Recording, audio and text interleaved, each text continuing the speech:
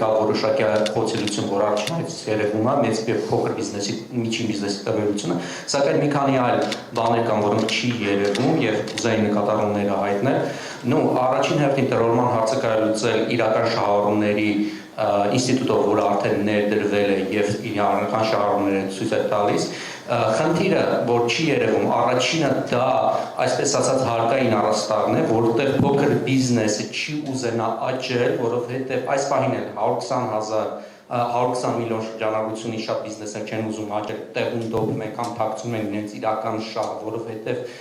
եթե աճեն, ապա ընկնելու են ահա դաշտ, այս պարագայում պիտի հաշվի առնել դա եւ որոշակի մեխանիզմներ կիրառել, որ փոքր բիզնեսը եթե ուզում է աճել, ապա կարողանալ կամաց գալ ավելի բարձր հարկային դաշտ աճելով, այսինքն չկարողանա բիզնեսը տեղում դոփել։ Եվ հաջորդը դա այսպես ասած վերածնվող կամ ֆենիքս կազմակերպությունների հարցն է, որտեղ կարող է որոշակի արտոնություն տանք, բայց որոշակի օֆշորային կամ ինչ-որ մի կազմակերպություն այլ հարկային արտոնություններից օգտվելու համար արագ մի շաբաթում կամ մի ամսում իր գործունեությունը կազմակերպի հարկային դաշտից դուրս գա, հետո նորից վերաբացի այլ անունով։ Սա այսպես, այս հարցերը պիտի լուծեն։ Նաև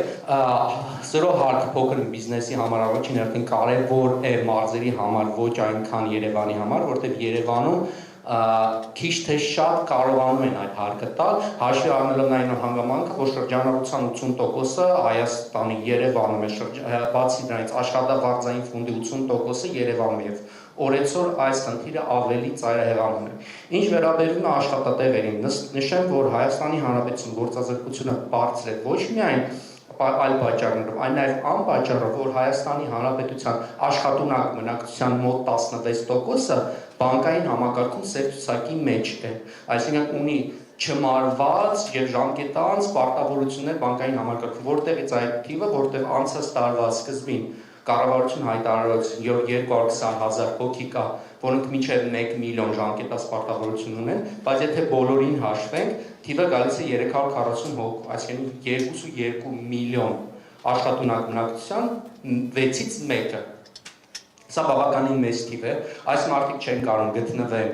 այսպես սպիտակ դաշտում, աշխատավարձեր իրենց չեն կարող 100,000-ից ընկով չեն կարող աճել եւ նոր աշխատատեղերի ստեղծման հարցը նաեւ այս տեսանկյունից պիտի ուշադրություն դարձնել։ Սակայն նաեւ ընդհանուր առմամբ նշեմ, որ եթե ուզում ենք աշխատատեղեր ստեղծենք Հայաստանի Հանրապետությունում, սա ընդհանուր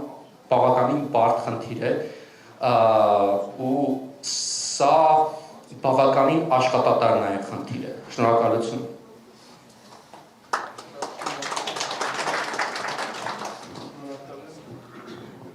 Դիտարկումների համար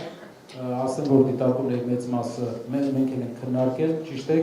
այդ դիտարկումները կան, որի վրա պետք է աշխատի հարկային համակարգը, որովհետև տրոհումը միակ վտանգն է մեկ տրոհում, երկրորդը աճի համար ինչ-որ մոտիվացիա։ Մոտիվացիաներից մեկը բանկային համակարգ մուտքն է եւ ուրիշ մոտիվացիաների մշակում, բայց կուզենայի ավելացնել, որ անգամ այդ երկու խնդիրների լուծման կարիքի պարագայում այս փոփոխությունը հեղափոխական է Հայաստանի համար, որովհետև 3000 փակվող ընկերություն ամեն տարի մեր երկիրը